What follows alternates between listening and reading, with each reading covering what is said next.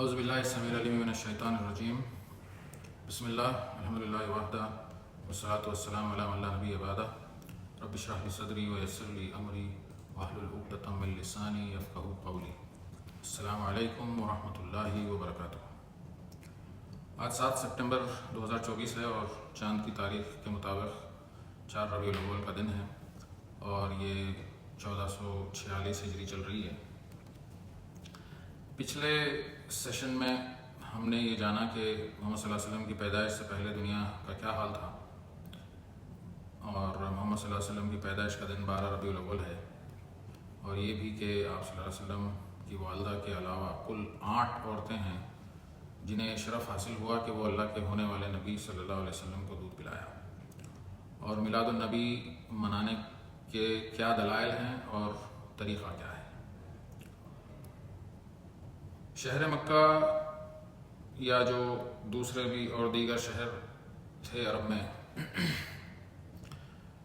ان میں رہنے والے عربوں میں ایک طریقہ تھا کہ وہ اپنے بیٹوں کو صحرا کی کھلی ہوا میں رہنے، دودھ پینے اور اپنے بچپن کا ایک حصہ کسی بھی بدو قبیلے میں گزارنے، بدوؤں کے طور طریقے سیکھنے جیسے مویشیوں کو چرانا، اور خاص طور پر جو فصیح عربی ہے وہ سیکھنے کے لیے بھیجا کرتے تھے۔ جان اڈیر اپنی کتاب دا لیڈرشپ آف محمد صلی اللہ علیہ وسلم میں لکھتے ہیں کہ جو عرب کے لیڈرز ہوا کرتے تھے ان کے لیے ضروری تھا کہ وہ بدوؤں کا دودھ پئیں اور بدوؤں کا خون ان کی رگوں میں ہو۔ نہ صرف محمد صلی اللہ علیہ وسلم بلکہ پہلے اور دوسرے خلیفہ ابو بکر اور عمر رضی اللہ عنہما، ان دونوں نے بھی اپنا بچپن بدوؤں کے ساتھ گزارا۔ حوازن کے قبیلے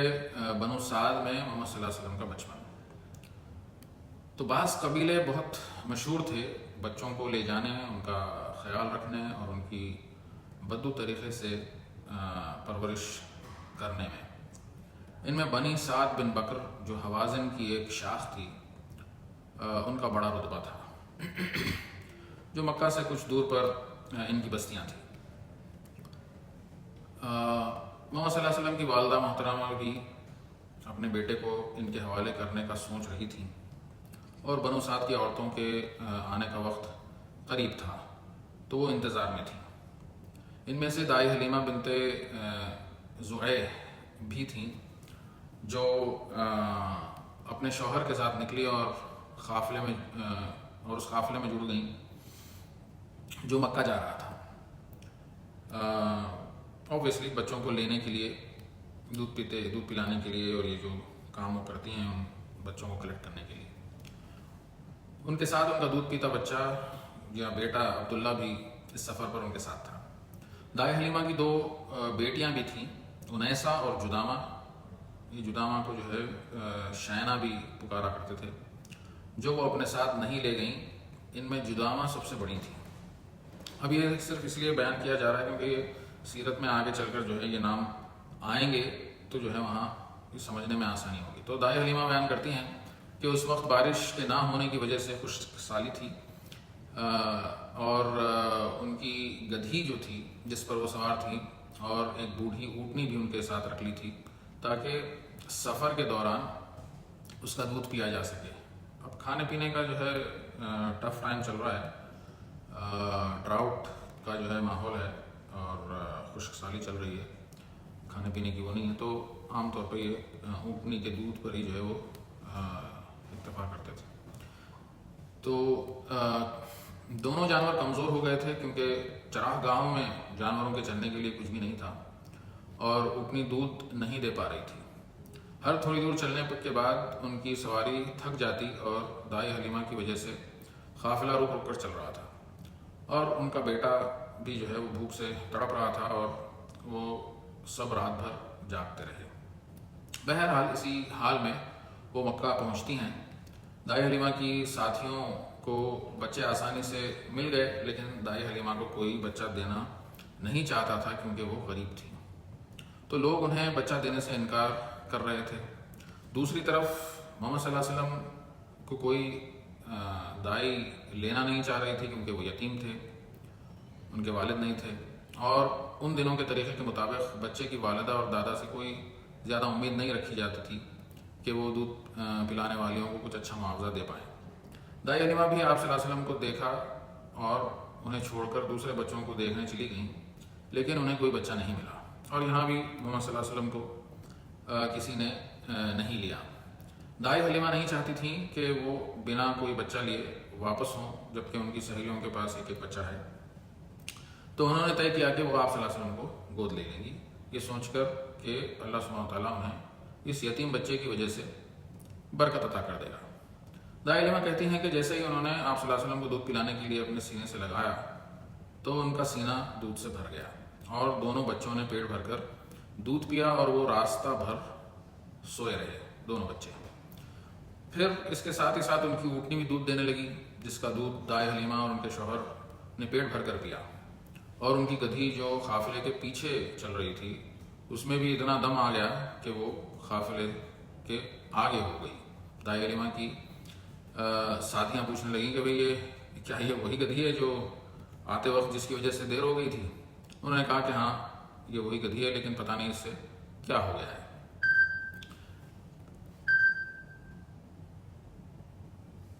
یہ برکتوں کا سلسلہ چلتا رہا۔ خشک سالی ہونے کے باوجود رسول اللہ صلی اللہ علیہ وسلم کو گود لینے کی برکتیں جاری رہیں، اور دائی حلیمہ کا پورا گھر ان برکتوں سے فائدہ اٹھا رہا تھا۔ 2 سال پورے ہونے پر دائی حلیمہ نے آپ صلی اللہ علیہ وسلم کو اپنی والدہ سے ملانے کے لیے لائیں، اور ان سے درخواست کی کہ وہ محمد صلی اللہ علیہ وسلم کو ابھی انہی کے پاس رہنے دیں، تاکہ مکے کی جو بیماریاں ہیں ان سے جو ہے وہ بچے رہیں، اور اس طرح دائی حلیمہ آپ صلی اللہ علیہ وسلم کو واپس اپنے گھر لے آئیں۔ مارٹن لنکس ابن اسحاق کے حوالے سے لکھتے ہیں کہ واپس آنے کے بعد کئی مہینے گزر گئے، جب آپ صلی اللہ علیہ وسلم اور ان کے دودھ شریک بھائی عبداللہ کھیل رہے تھے کہ 2 شخص آئے، آپ صلی اللہ علیہ وسلم کو پکڑا، سینے کو چیرا، دل کو نکالا، اس میں سے ایک کالا ٹکڑا تھا، وہ نکال کر پھینکا، سینے کو زمزم سے دھویا اور واپس بند کر دیا۔ اتنے میں دائی حلیمہ کے بیٹے عبداللہ دوڑ کر آئے اور اپنے والدین کو بتایا کہ محمد صلی اللہ علیہ وسلم کو کسی نے قتل کر دیا ہے۔ جب وہ وہاں پہنچے تو آپ صلی اللہ علیہ وسلم کھڑے تھے، آپ کا چہرہ مبارک سفید تھا، اور پوچھنے پر جو ہوا آپ نے بتایا، لیکن سینے پر کوئی نشان نہیں تھا کہ وہ یقین کرتے کیا ہوا ہے۔ یہ بات تو بعد میں ظاہر ہوئی جب لوگوں نے آپ صلی اللہ علیہ وسلم سے پوچھا، بعد میں زندگی میں جو ہے جب آپ نبی بن گئے اور آپ کی زندگی کے بارے میں جو ہے آپ صلی اللہ علیہ وسلم سے پوچھا، تو اس میں جو ہے آپ صلی اللہ علیہ وسلم نے بتایا، اپنے بارے میں جو ہے لوگوں کو بتایا۔ پھر دائی حلیمہ نے طے کیا کہ اس سے پہلے کہ اور کچھ برا ہو، وہ آپ صلی اللہ علیہ وسلم کو ان کی والدہ کے پاس چھوڑ آئیں گی، اور انہوں نے ایسا ہی کیا۔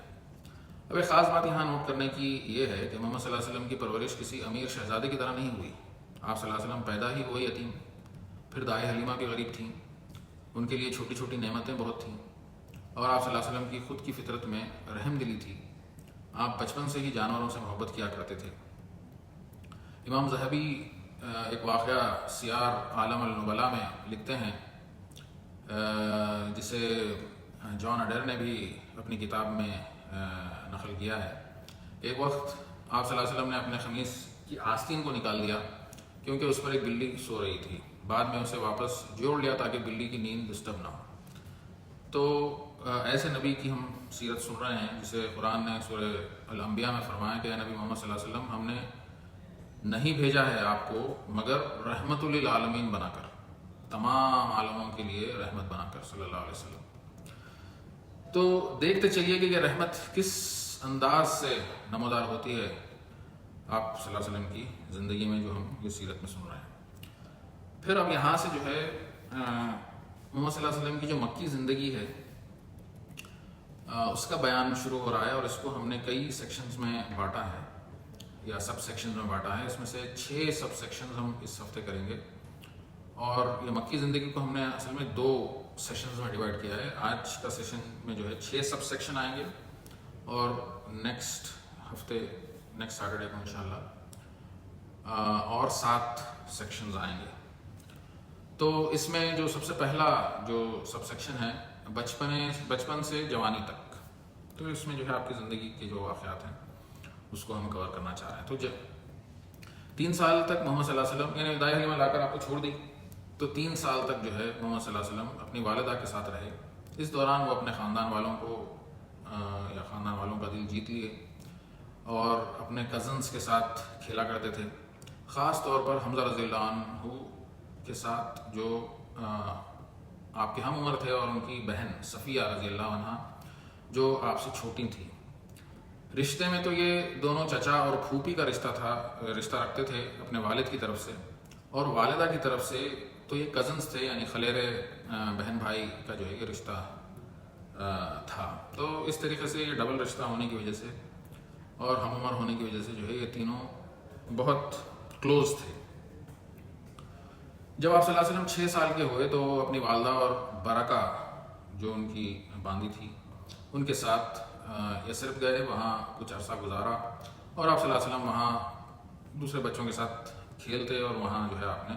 تیرنا یعنی کہ سوئمنگ اور پتنگ اڑانا سیکھا. واپسی کے سفر پر آپ صلی اللہ علیہ وسلم کی والدہ کی طبیعت بگڑ گئی اور انہیں رکنا پڑا, یہاں تک کہ قافلے کو جو ہے چھوڑنا پڑا. ابوا کے مقام پر جو یثرب سے تھوڑی ہی دور پر تھا, یا ابھی بھی ہے بلکہ تھوڑی ہی دور پر ہے, وہاں کچھ دن بعد آمنہ کا جو ہے انتقال ہو گیا اور وہیں ابوا میں ان کی قبر ہے, آج بھی ہے. محمد صلی اللہ علیہ وسلم جو اب یتیم اور یسیر ہو گئے یعنی دونوں ماں باپ کا انتقال ہو گیا, وہ اب برکہ کے ساتھ مکہ واپس آتے ہیں. عبد المطلب اب اپنے پوتے کا خیال رکھنے لگے اور یہ ظاہر ہو گیا کہ جو محبت وہ اپنے بیٹے عبداللہ سے کرتے تھے وہ اب ان کے پوتے محمد صلی اللہ علیہ وسلم کی طرف منتقل ہو گئی ہے, ٹرانسفر ہو گئی ہے. آپ صلی اللہ علیہ وسلم اپنے دادا کے ساتھ ہر جگہ جاتے ہیں. عبد المطلب کو کعبہ میں وقت گزارنا پسند تھا اور وہ حتیم میں جو کعبۃ اللہ کے ساتھ میں جو یہ سیمی سرکولر ایریا ہے, حتیم میں شام کے وقت بیٹھا کرتے تھے اور رات کو وہیں سویا کرتے تھے. تب بھی آپ صلی اللہ علیہ وسلم ان کے ساتھ ہوتے تھے. قریش کا جو اسمبلی ہاؤس تھا جو خصی بن کلاب کا گھر تھا یا دار الندوہ جسے وہ کہتے تھے, جہاں قریش کے سردار جمع ہوتے اور اہم فیصلے لیتے, آپ صلی اللہ علیہ وسلم عبد المطلب کے ساتھ وہاں بھی جاتے اور عبد المطلب ان اہم مشوروں کے دوران آپ صلی اللہ علیہ وسلم سے بھی مشورہ کرتے جو اب صرف 7 سال کے تھے. اور جب سرداران قریش عبد المطلب سے پوچھتے کہ بھئی یہ تم کیا کر رہے ہو, چھوٹے سے بچے سے مشورہ کر رہے ہو, تو وہ کہتے کہ میرا پوتا ایک بہت بڑے اور اہم فیوچر یا مستقبل کا مالک ہے. تو شروع سے ہی جو ہے ان کا ویژن تھا عبد المطلب کا کہ جو ہے آپ صلی اللہ علیہ وسلم کو ایک اہم رول جو ہے ادا کرنے والے ہیں. 2 سال تک عبد المطلب اپنے پوتے کا خیال رکھے, جس کے بعد ان کا انتقال ہو گیا اور اب آپ صلی اللہ علیہ وسلم اپنے چچا ابو طالب کی سرپرستی میں آ گئے. ابو طالب بھی غریب تھے, اس لیے بچپن سے ہی آپ صلی اللہ علیہ وسلم خود کمایا کرتے تھے بکریاں چرا کر اور اپنا وقت مکے کی پہاڑیوں اور وادیوں میں اکیلے گزارا کرتے تھے. بخاری کی حدیث میں آتا ہے کہ رسول اللہ صلی اللہ علیہ وسلم نے فرمایا کہ اللہ سبحانہ وتعالیٰ نے کوئی ایسا نبی نہیں بھیجا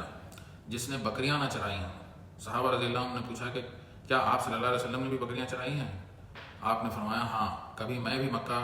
والوں کی بکریاں چند قیراط کی تنخواہ پر چرایا کرتا تھا. جان اڈیر جو ایک لیڈرشپ ایکسپرٹ ہیں, وہ اپنی کتاب دی لیڈرشپ آف محمد صلی اللہ علیہ وسلم میں ایک پورا چیپٹر چرواہوں پر رکھا ہے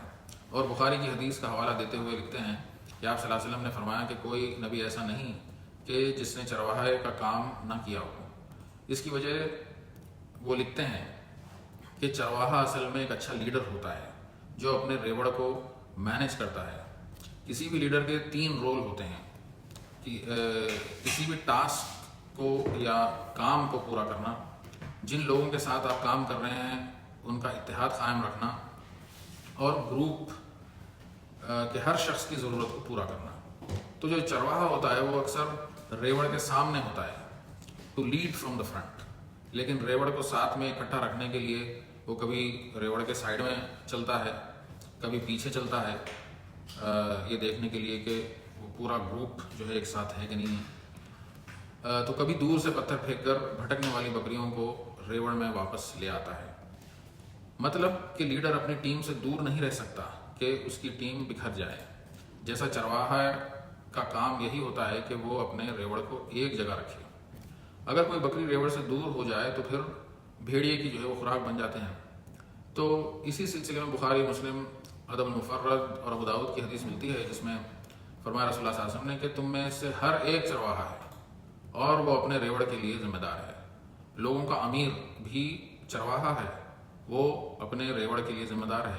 ایک مرد بھی ایک چرواہا ہے اپنے گھر والوں کے لیے اور وہ اپنے ریوڑ کے لیے ذمہ دار ہے. ایک عورت بھی ایک چرواہا ہے اپنے شوہر کے گھر اور بچوں کے لیے اور وہ ان کے لیے ذمہ دار ہے. اور ایک غلام بھی ایک چرواہا ہے جو اپنے مالک کی چیزوں کے لیے اور وہ اس کے لیے جو ہے ذمہ دار ہے. پھر آپ صلی اللہ علیہ وسلم نے فرمایا تو ہر کوئی چرواہا ہے اور وہ اپنے ریوڑ کے لیے ذمہ دار ہے. اس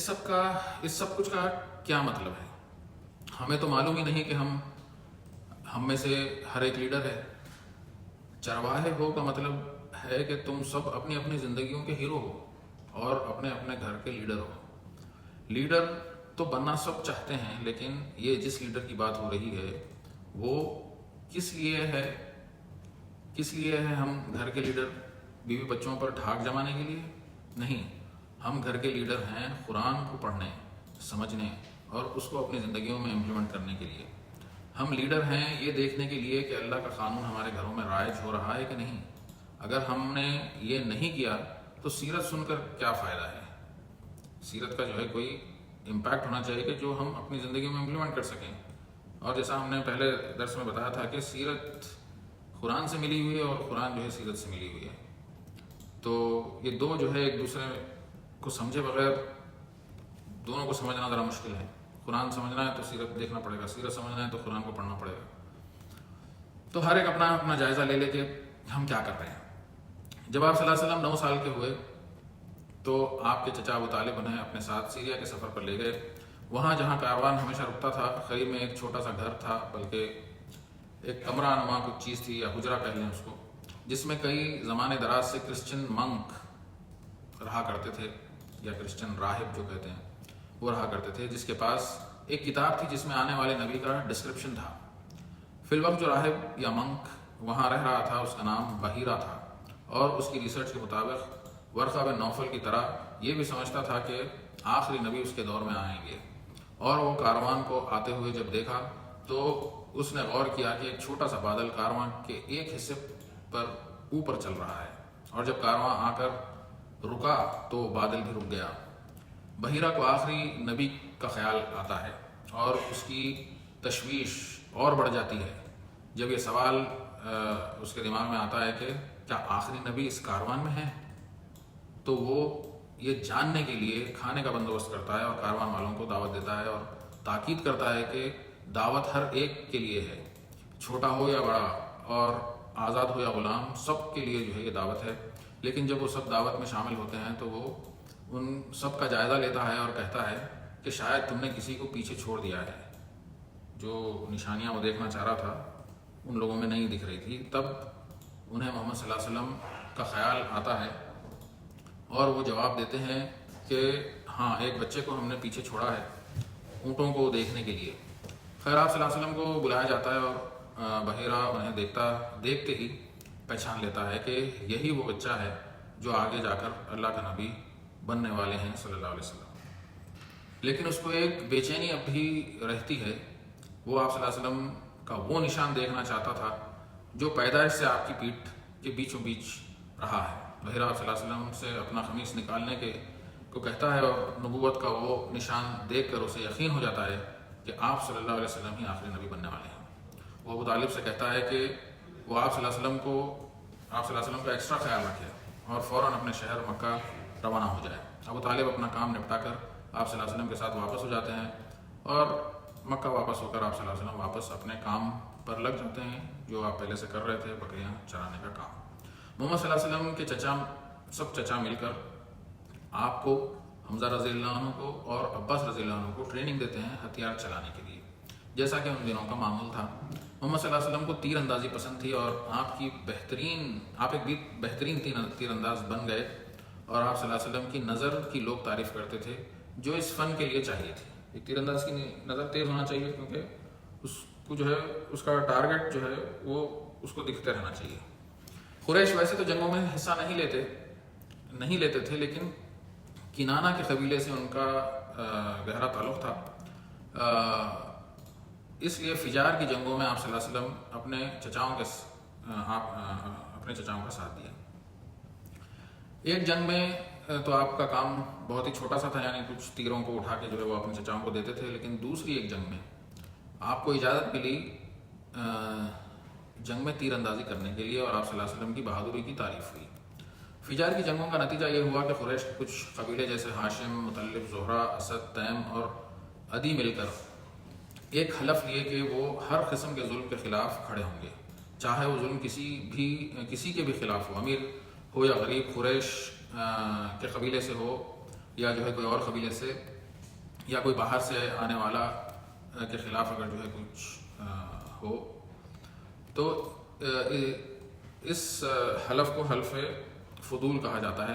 محمد صلی اللہ علیہ وسلم اس حلف کا حصہ تھے، اور ابو بکر بھی جو آپ سے کچھ سال چھوٹے تھے وہ بھی اس حلف کا حصہ تھے۔ ابن اسحاق اپنی سیرت میں لکھتے ہیں کہ محمد صلی اللہ علیہ وسلم نے فرمایا کہ میں عبداللہ بن جدعان کے گھر میں موجود تھا جہاں حلف فضول لی گئی، جس کی تعریف آپ صلی اللہ علیہ وسلم کیا کرتے تھے اور کہتے کہ اگر آج اسلام کے رائج ہونے کے بعد بھی اگر مجھے کوئی اس حلف کو سپورٹ کرنے کے لیے بلائے گا تو میں اسے سپورٹ کروں گا۔ پھر اب جو دوسرا سیکشن آ رہا ہے محمد صلی اللہ علیہ وسلم کا صادق الامین کا لقب۔ اب محمد صلی اللہ علیہ وسلم 20 سال کی عمر پار کر چکے تھے،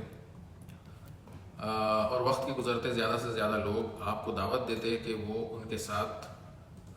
سفر کرے، کسی بھی کاروان کے ساتھ چلیں۔ پھر ایک وقت آیا جب آپ صلی اللہ علیہ وسلم سے کہا گیا کہ کسی تاجر کے سامان کی ذمہ داری لے، اسے سیریا کی مارکیٹ میں بیچے اور منافع کما کر دے، کیونکہ وہ تاجر خود نہیں سفر کر سکتا تھا۔ اس معاملے میں آپ صلی اللہ علیہ وسلم کو اتنی کامیابی ملی کہ دوسرے لوگ بھی آپ صلی اللہ علیہ وسلم کو اپنے مال کی ذمہ داری دینے لگے، اور آپ بہت ہی ایمانداری سے یہ کام انجام دیتے، اور اس طریقے سے آپ کی کمائی میں اضافہ ہونے لگا، اور آپ صلی اللہ علیہ وسلم کی ایمانداری کے چرچے سارے مکہ میں ہونے لگے۔ ان لوگوں کے ذریعے جو آپ کو اپنا مال دیتے اور محمد صلی اللہ علیہ وسلم اس مال کو بیچ کر لوگوں کو منافع کما کر دے رہے تھے۔ آپ کو الامین یعنی دا ریلائبل یا دا ٹرسٹ وردی کے لقب سے لوگ پکارنے لگے، اور آپ الصادق یعنی دا آنیسٹ کے لقب سے بھی پکارے جانے لگے۔ اب محمد صلی اللہ علیہ وسلم کی شخصیت کا بیان، یعنی جو فزیکل فیچرز ہیں آپ صلی اللہ علیہ وسلم کے، اس کا بیان۔ رسول اللہ صلی اللہ علیہ وسلم اکثر مسکرایا کرتے تھے۔ آپ صلی اللہ علیہ وسلم کا چہرہ چاند کے جیسا تھا، اور ایک حدیث میں جابر بن سمرہ رضی اللہ عنہ کہتے ہیں کہ میں نے ایک رات کو 14ویں کے چاند کو ایک طرف دیکھا اور دوسری طرف آپ صلی اللہ علیہ وسلم کو دیکھتا رہا، اور ان دونوں کو جو ہے ایک کے بعد ایک دیکھتا رہا، اور کمپیئر کرنے پر مجھے آپ صلی اللہ علیہ وسلم چاند سے زیادہ خوبصورت لگے۔ آپ صلی اللہ علیہ وسلم درمیانہ خط کے تھے، یعنی نہ ہی بالکل چھوٹا خط تھا آپ کا اور نہ ہی آپ بہت ہی زیادہ لمبے تھے، بالکل درمیانہ آپ کا جو ہے خط تھا۔ آپ کا سر مبارک بڑا تھا، چوڑے کاندھے تھے، لیکن باقی کا جسم جو ہے کاندھوں کے لحاظ سے پرفیکٹلی پروپورشنیٹ تھا، نہ بہت دبلے تھے اور نہ آپ صلی اللہ علیہ وسلم بہت موٹے۔ آپ کے سر کے اور داڑھی کے بال گھنے اور کالے تھے اور ہلکے گھنگرو والے تھے۔ آپ کے بال کانوں اور کاندھوں کے بیچ میں جو ہے تھے، یعنی بال اتنے بڑے تھے کہ کانوں کے نیچے اور کاندھے کے اوپر وہاں تک آپ کے بال پہنچتے تھے، اور داڑھی بھی لمبی تھی اور سینے کے شروع تک تھی، یعنی یہ جو ہڈی ہے وہاں تک آپ کی داڑھی تھی، اور یہ جو داڑھی کی لمبائی ہے وہ نیچرل تھی۔ آپ صلی اللہ علیہ وسلم نے داڑھی کو کبھی نہیں چھیڑا، نہ اس کو کاٹا، نہ جو ہے تو آپ چھوڑ دیے تھے اس کو، اور وہ نیچرلی اتنی لمبی تھی جو تقریباً ایک مشت کے قریب ہوتی ہے۔ آپ کو جو ہے کبھی موڑنے کی ضرورت نہیں تھی۔ پیشانی آپ صلی اللہ علیہ وسلم کی چوڑی اور آنکھیں کالی اور بڑی تھیں، آنکھوں کی پلکیں بھی بڑی تھیں آپ صلی اللہ علیہ وسلم کی، اور جو بھویں ہیں وہ بھی جو ہے تقریباً کروڈ تھیں، گول تھیں اور گھنی تھیں، لیکن جڑی ہوئی نہیں تھیں، بیچ میں جو ہے گیپ تھا۔ اور آپ صلی اللہ علیہ وسلم کی ناک خمدار تھی، یعنی ہلکی سی کرو تھی، اور آپ کا منہ بڑا اور خوبصورت تھا، یعنی جو اوور آل اپیرنس تھا آپ صلی اللہ علیہ وسلم کا، آپ کی داڑھی بڑی ہونے کے باوجود آپ کا جو اپیرنس تھا وہ خوبصورت اور دلکش تھا۔ آپ صلی اللہ علیہ وسلم کی مونچھ چھوٹی تھی، آپ کبھی مونچھ کے بال اوپر کے ہونٹ کے نیچے نہیں آنے دیتے۔ آپ گورے رنگ کے تھے، لیکن دھوپ سے رنگ ہلکا سا گیہوی ہو گیا تھا، یا سن ٹینڈ ہم جیسا کہتے ہیں ایسا تھا۔ آپ کے چہرے پر ایک نور تھا، خاص طور پر پیشانی اور آنکھیں جو ہیں چمکدار تھیں۔ آپ کے جوڑ بڑے تھے، ہاتھ اور پیر بھی جو ہے بڑے تھے۔ آپ صلی اللہ علیہ وسلم تیزی سے اور پاؤں اٹھا کر چلتے، جیسے چلتے وقت کسی پتھر سے پاؤں اٹھا رہے ہوں۔ بعد میں جب آپ صلی اللہ علیہ وسلم کی داڑھی مبارک میں 4 سفید بال ہوئے، صرف 4 سفید بال تھے آپ صلی اللہ علیہ وسلم کو، وہ بالکل داڑھی کے بیچ میں اور وہ ہونٹ کے نیچے، تو آپ نے انہیں خالق سے زرد رنگ کیا کرتے تھے۔ آپ صلی اللہ علیہ وسلم کے صحابہ رضی اللہ عنہ بھی اتباع میں داڑھی ایک مشت رکھتے تھے۔ اگر آپ ایک مشت پکڑیں گے تو تقریباً یہ ہڈی کے قریب آئے گی، جو تقریباً سینے کے اوپر تک آتی ہے۔ تو یہ تھا آپ صلی اللہ علیہ وسلم کے فزیکل اپیرنس کا بیان۔ اب ماں خدیجہ رضی اللہ عنہ سے نکاح اور ازواجی زندگی۔ محمد صلی اللہ علیہ وسلم کی ایمانداری کے چرچے خدیجہ بنت خویلد رضی اللہ عنہ تک بھی پہنچے، جو اس وقت کے امیر تاجروں میں سے ایک تھیں، اور وہ ورقہ بن نوفل کی کزن یعنی چچا زاد بہن تھیں۔ خدیجہ رضی اللہ عنہ بیوہ تھیں، اور ان کے دوسرے شوہر کے انتقال کے بعد سے ان کا معمول بن گیا تھا کہ وہ ایسے لوگوں کو کام دیتی جو ان کی طرف سے تجارت کرتے۔ خدیجہ رضی اللہ عنہ نے بھی اپنے رشتہ داروں سے آپ صلی اللہ علیہ وسلم کے بارے میں سن رکھا تھا، اور ایک دن انہوں نے آپ صلی اللہ علیہ وسلم کو یہ تجویز بھیجی کہ اگر آپ صلی اللہ علیہ وسلم ان کا مال سیریا یعنی شام میں تجارت کریں گے تو وہ انہیں ڈبل معاوضہ دیں گی جو اس سے پہلے کسی کو نہیں دیا تھا۔ یہ تجویز آپ صلی اللہ علیہ وسلم قبول کر لیتے ہیں، اور پھر محمد صلی اللہ علیہ وسلم کی مدد کے لیے خدیجہ رضی اللہ عنہ نے اپنے ایک خادم میسرہ کو بھیجا، اور وہ سامان لے کر سیریا کی طرف سفر کرتے ہیں۔ وہاں پہنچ کر آپ صلی اللہ علیہ وسلم اسی پیڑ کے نیچے آرام کرتے ہیں جو 15 سال پہلے بچپن میں چچا ابو طالب کے ساتھ جہاں رکے تھے، اور بحیرہ نے آپ صلی اللہ علیہ وسلم کو دیکھ کر پہچان لیا تھا۔ اب اس حجرے میں وہ بحیرہ کا تو شاید انتقال ہو گیا تھا، بحیرہ نہیں تھا، اب وہاں پر راہب جو تھا وہ نیسٹر نامی ایک راہب تھا، وہ رہ رہا تھا۔ وہ آ کر میسرہ سے پوچھتا ہے کہ اس درخت کے نیچے کون ہے؟ میسرہ جواب دیتا ہے کہ آپ صلی اللہ علیہ وسلم قریش کے قبیلے سے ہیں جو کعبہ کی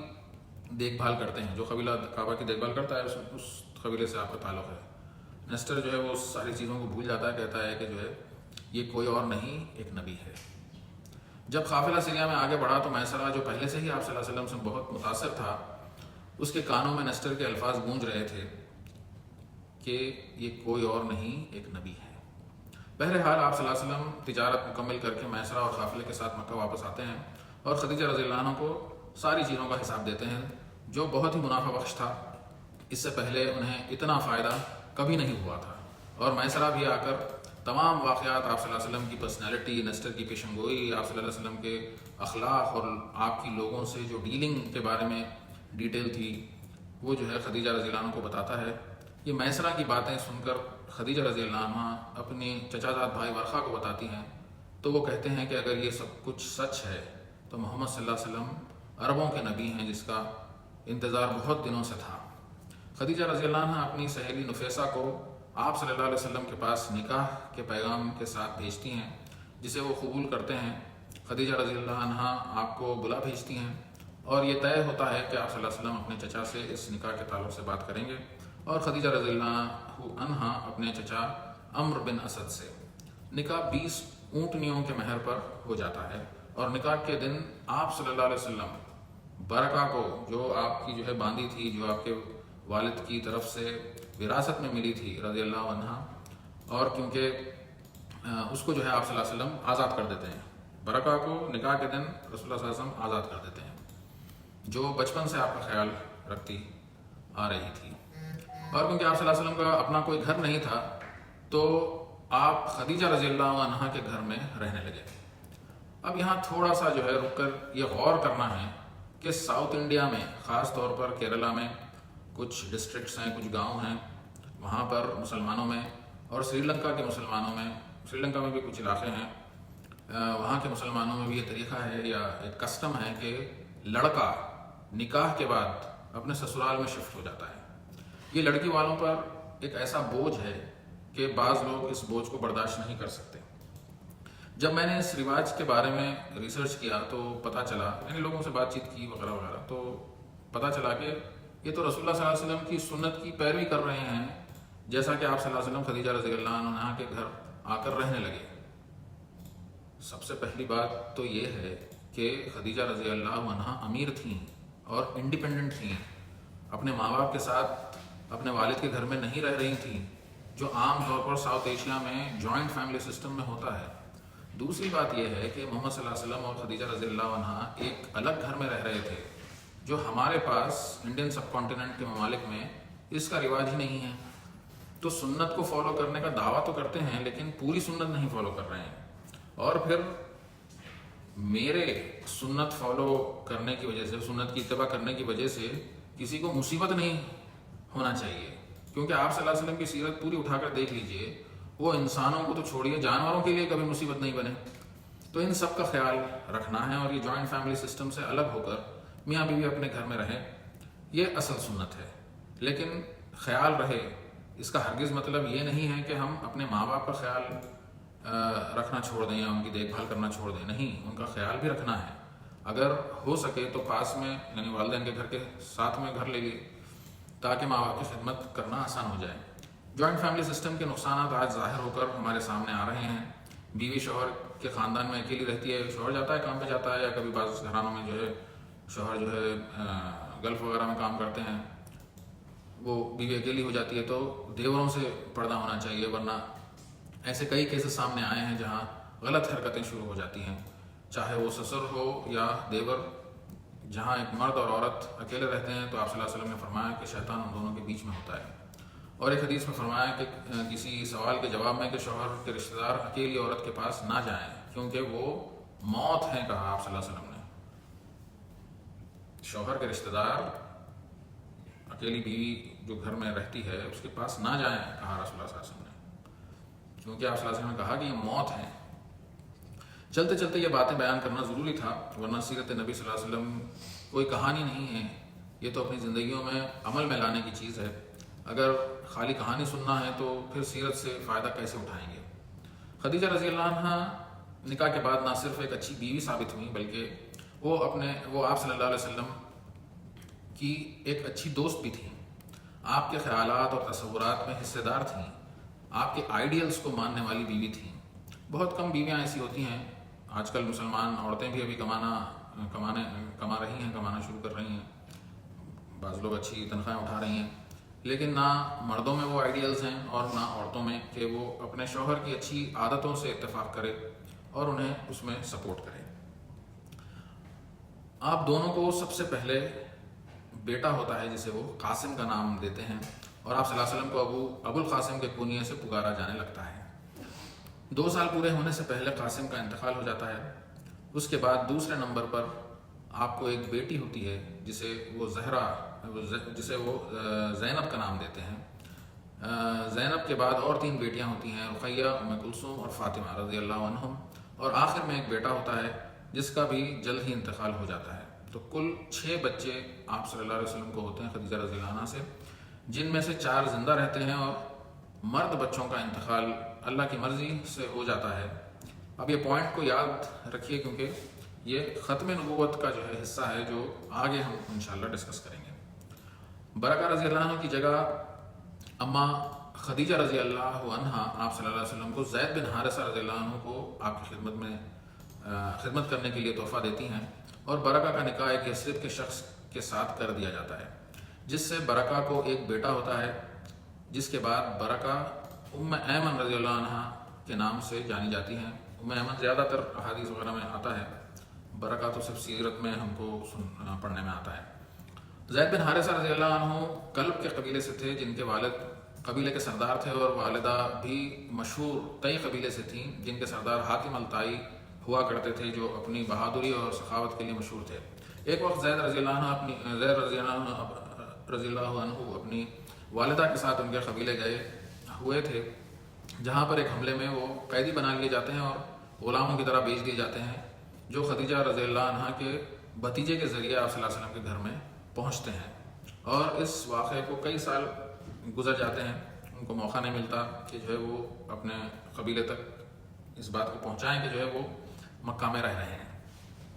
آپ صلی اللہ علیہ وسلم کی خدمت میں رہتے ہوئے زید رضی اللہ عنہ کو کچھ مہینے ہی ہوئے تھے کہ حاجیوں کا ایک دستہ کلب کے قبیلے سے مکہ آتا ہے۔ جس کے ذریعے وہ کچھ اشعار کے سہارے ایک میسیج بھیجتے ہیں، اور حارثہ اپنے بیٹے کو ڈھونڈتے ہوئے مکہ پہنچتے ہیں، یعنی ان کے والد، اور محمد صلی اللہ علیہ وسلم سے گزارش کرتے ہیں کہ وہ منہ مانگی قیمت دیں گے زید رضی اللہ عنہ کو رہا کرنے کے لیے۔ آپ صلی اللہ علیہ وسلم کہتے ہیں کہ جو زید کہے گا وہی ہوگا، اگر اس نے تم کو چن لیا تو بغیر کسی قیمت کے وہ تمہارا ہوا، اور اگر زید نے مجھے چنا تو میں اس کو نہیں چھوڑ سکتا جو مجھے پسند کرے۔ زید رضی اللہ عنہ محمد صلی اللہ علیہ وسلم کے ساتھ رہنا پسند کرتے ہیں۔ فوراً محمد صلی اللہ علیہ وسلم زید کا ہاتھ پکڑ کر کعبہ میں لے جاتے ہیں، اور ان کے والد اور چچا کے سامنے اور مکہ والوں کے سامنے ڈکلیئر کر دیتے ہیں کہ آج سے یہ زید بن حارثہ نہیں بلکہ زید بن محمد کہلائے جائیں گے رضی اللہ عنہ۔ محمد صلی اللہ علیہ وسلم کی پھوپھی اور حمزہ رضی اللہ عنہ کی بہن صفیہ رضی اللہ عنہ اکثر آپ کے گھر آیا کرتی تھی اپنے بیٹے زبیر ابن عوام کے ساتھ، اور یہ لوگ آپ کے گھر کا حصہ تھے قریبی رشتہ داروں میں۔ کبھی کبھار دائی حلیمہ بھی آپ صلی اللہ علیہ وسلم سے ملنے آیا کرتی تھی، اور جب بھی وہ آتی تو بچپن سے ہی محمد صلی اللہ علیہ وسلم انہیں آتا دیکھتے تو امی امی کہہ کر ان کی طرف دوڑتے اور ان کا ہاتھ پکڑ کر گھر لے آتے، اپنی چادر بچھا کر انہیں بٹھاتے۔ اور اب آپ کی شادی کے بعد خدیجہ رضی اللہ عنہا ان پر بہت مہربان تھیں اور ان کی مدد کیا کرتی تھیں۔ ایک سال قحط پڑ گیا اور دائی حلیمہ کے گھر والوں کی حالت بہت خراب تھی، تو آپ صلی اللہ علیہ وسلم کے کہنے پر خدیجہ رضی اللہ عنہا انہیں 40 بکریاں اور 1 اونٹ دیتی ہیں۔ اسی قحط یعنی ڈراؤٹ کے سال ابو طالب کے گھر بھی حالات بہت ہی خراب تھے۔ محمد صلی اللہ علیہ وسلم نے اپنے چچا عباس سے کہا رضی اللہ عنہ سے کہا کہ وہ ابو طالب کے ایک بیٹے جعفر رضی اللہ عنہ کو گود لے لیں، اور اب 14 سال کے ہو چکے تھے، اور آپ صلی اللہ علیہ وسلم خود علی رضی اللہ عنہ کو اپنے گھر لے آتے ہیں، جو آپ کے گھر میں عبداللہ کی جگہ لے لیتے ہیں جس کا انتقال کچھ ہی دن پہلے ہی ہوا تھا۔ یہ 5 بچے اور زید رضی اللہ عنہ کے ساتھ مل کر آپ صلی اللہ علیہ وسلم اور خدیجہ رضی اللہ عنہ کی فیملی پوری ہوتی ہے۔ دوسرے قریبی رشتہ داروں میں آپ کے چچا حارث کے بیٹے ابو سفیان تھے۔ یہ وہ ابو سفیان نہیں ہے ابو سفیان بن حرب جو آپ سے جنگ وغیرہ کرے، یہ دوسرے ابو سفیان ہیں، آپ کے چچا زاد بھائی ہیں، اور یہ جو ہے شاعر تھے، اس کی ڈیٹیل بھی بعد میں آئے گی۔ جسے یہ جو چچا زاد بھائی تھے آپ صلی اللہ علیہ وسلم کے ابو سفیان، انہیں بھی دائی حلیمہ نے دودھ پلایا تھا، تو محمد صلی اللہ علیہ وسلم کو دودھ پلانے کے چند سال کے بعد ان کو دودھ پلایا تھا۔ اس کے نتیجے میں وہ چچیرے بھائی کے علاوہ 2 شریک بھائی بھی تھے۔ پھر آپ کی بڑی پھوپھی کے بیٹے عبداللہ بن جہش بھی آپ صلی اللہ علیہ وسلم سے بہت قریب تھے، اور ایک اور پھوپھی برہ ان کا نام تھا، ان کے بیٹے ابو سلامہ بھی بچپن سے ہی آپ کے جو ہے قریب تھے۔ تو یہ سب جو ہے لوگ آپ صلی اللہ علیہ وسلم کے گھر آیا جایا کرتے تھے۔ اسی طرح خدیجہ رضی اللہ عنہ کی بہن کے بیٹے ابو العاص کے بھی آپ سے گہرے تعلقات تھے، جس کی شادی وہ اپنی بیٹی زینب رضی اللہ عنہ سے کر دیتے ہیں۔ یہ رشتہ داروں کے ایکو سسٹم کے باہر بھی الامین صلی اللہ علیہ وسلم کا انفلوئنس ایسا تھا کہ قریش کے سردار یہ سمجھتے تھے کہ وہ پورے قبیلے کا نام روشن کریں گے۔ شاید اس لیے ابو لہب نے آپ صلی اللہ علیہ وسلم کی 2 بیٹیاں رقیہ اور ام کلثوم رضی اللہ عنہما کی منگنی اپنے دونوں بیٹوں کے ساتھ کرنے کا پرپوزل دیتے ہیں، اور آپ صلی اللہ علیہ وسلم اس پر راضی ہو جاتے ہیں اور منگنی ہو جاتی ہے ان کی۔ ان تمام معاملات کے ساتھ آپ صلی اللہ علیہ وسلم اپنا گھر چلانے کے لیے کاروان لے کر کبھی یمن جاتے اور کبھی سیریا جاتے، جیسا کہ ان دنوں کا معمول تھا۔ جان اڈیر اپنی کتاب میں لکھتے ہیں کہ کاروان چلانے والے کا کام یہ ہوتا ہے کہ وہ ہر چیز آرگنائز کرتا ہے، تو یعنی اس میں آرگنائزیشنل سکلز ڈیولپ ہوتے ہیں کسی جو بھی یہ کام کرتا ہے۔ اونٹوں کا انتظام کرنا، اونٹ چلانے والوں کو، سامان کی لوڈنگ کو، سفر کی تیاری، اور پھر جو لوگ ساتھ ہیں قافلے میں ان کا خیال رکھنا، ان کی ضروریات کو پورا کرنا، جب تک کہ سفر پورا نہ ہو جائے، اور سفر کے پورا ہونے تک کاروان کو ایک جٹ رکھنا۔ ایسا نہیں ہو سکتا کہ کاروان ٹکڑوں میں چل رہا ہے، بہت مشکل ہو جاتی ہے، پھر لوگ جو ہے اس پہ اس زمانے میں لوگ حملہ کیا کرتے تھے، لوٹ لیا کرتے تھے، اور کاروان کے ہر شخص کی مشکلوں کو سمجھنا اور انہیں حل کرنا، یہ تمام چیزیں جو ہے ایک لیڈر میں ہونا چاہیے۔ تو اس طریقے سے آپ صلی اللہ علیہ وسلم کی ایک لیڈر کی حیثیت سے ٹریننگ ہو رہی تھی، یعنی کوئی بھی لیڈر جو ہے اپنے ماں کے پیٹ سے لیڈر بن کے نہیں پیدا ہوتا، وہ ٹرین ہوتا ہے تو ہم نے دیکھا کہ بچپن میں جو ہے آپ نے جو ہے چرواہے کا کام کیا اور پھر لیڈرشپ کے اعتبار سے جو ہے وہ ایک قسم کی ٹریننگ ہوئی کہ بھائی بچپن سے ہی آپ جو ہے وہ ریوڑ کو ایک ساتھ رکھنا. اور پھر حدیث میں بعد میں باتیں سامنے آئیں, انہوں نے آپ صلی اللہ علیہ وسلم نے ہم کو حکم دیا. پھر یہاں جو ہے اس کی ٹریننگ ہو رہی ہے اور آپ کو اس میں بہت ہی ایکسپیرینس ہو گیا اور آپ صلی اللہ علیہ وسلم سے یہ کوالٹیز ظاہر ہو رہے تھے اور جہاں بھی وہ جاتے لوگ ان کی اچھائی سے متاثر ہوتے تھے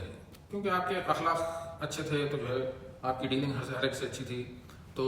ایک لیڈرشپ سکل جو تھی وہ ایک ڈیولپ ہو کے سامنے آ رہی تھی. اب یہاں پر جو آخری حصہ ہے آج کا اس میں کعبۃ اللہ کی دوبارہ تعمیر. یہ تمام واقعات ہو رہے تھے اس وقت آپ صلی اللہ علیہ وسلم کی عمر 35 سال کی تھی. قریش کعبہ کی تعمیر دوبارہ کرنا چاہتے تھے کیونکہ اس وقت کعبہ کی دیواریں زیادہ اونچی نہیں تھیں, یعنی ایک آدمی کی قد سے تھوڑا سا اونچی تھی اور اوپر چھت بھی نہیں تھا اور جو خزانہ اس میں رکھا تھا کسی نے چرا لیا تھا. یہ ایک مین وجہ بنی اور جو دیواریں تھیں وہ بھی بوسیدہ ہو گئی تھیں, کمزور ہو گئی تھیں, تو تعمیر کی ضرورت آ گئی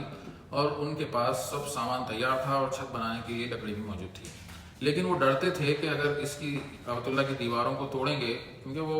عام الفیل میں وہ واقعہ ہوا تھا, ہاتھی والے آئے تھے توڑنے کے لیے کعبۃ اللہ کو, تو جو بہت ہی برا حال ان کا ہوا تھا تو وہ ڈرے ہوئے تھے. لیکن وہ ڈرتے تھے کہ اگر اس کی دیواروں کو توڑیں گے تو کچھ نقصان ہوگا. بہرحال ڈرتے ڈرتے مخزوم کے سردار ولید بن مغیرہ ایک کدال یا گینتی لے کر جو ہے وہ دیوار کا ایک حصہ گرا دیتے ہیں اور وہ پھر رک جاتے ہیں. لوگ ڈر رہے تھے کہ ولید کے ساتھ جو ہے کوئی انہونی ہوگی, لیکن جب پوری رات گزر گئی اور دوسرے دن وہ صحیح سلامت واپس آئے اور کعبۃ اللہ کی دیواروں کو توڑنا شروع کیے تو پھر دوسرے لوگ بھی ان کے ساتھ جڑ گئے کہ بھائی